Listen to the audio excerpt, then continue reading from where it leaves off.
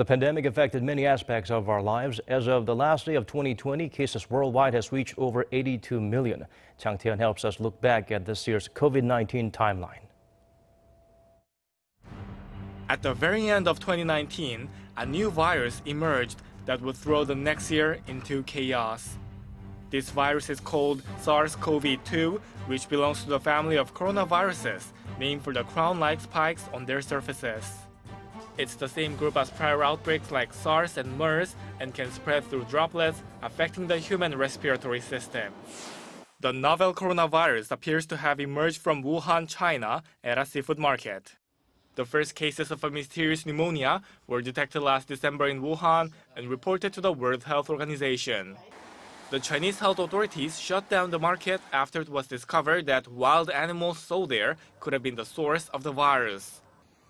Wuhan, home to 11 million people, was put under strict lockdown, and no one was allowed to leave the city. By this point, there were cases in many other countries too. The world watched as a cluster of cases grew on a cruise ship docked in Japan called the Diamond Princess, leading to more than 3,700 passengers being quarantined on board for about a month. More than 700 passengers tested positive and 14 died. In March, the WHO acknowledged that what many had feared had come true. We have therefore made the assessment that COVID-19 can be characterized as a pandemic.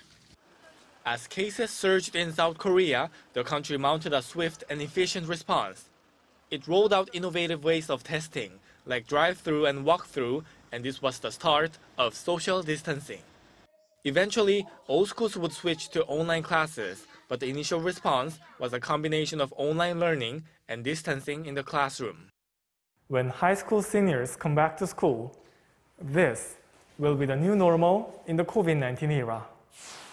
In Europe, the first few months saw a surge of the virus in Italy, Spain, and the UK, leading to some of the harshest lockdowns of the pandemic. To date, the continent has reported about 30% of the world's COVID-19 death toll. By far the highest number of cases in the world are in the United States. The first cases detected there sparked panic buying of basic necessities. In the autumn, President Trump and the First Lady Melania Trump tested positive, as did many other White House officials. South America has seen an especially bad economic impact. Companies have gone bankrupt, laying off workers who now struggle even to buy food. By November, drug makers were starting to announce that they had successfully developed safe vaccines, bringing hope that life could soon return to normal. The first person in the world to get the vaccine made by Pfizer as part of the official rollout was a 90-year-old woman in the UK. Days later, vaccines were administered in the US, Israel, Singapore, and elsewhere. This could be the light at the end of the tunnel that could hopefully bring about the end of the pandemic. Jang Tae-hyun, Arirang News.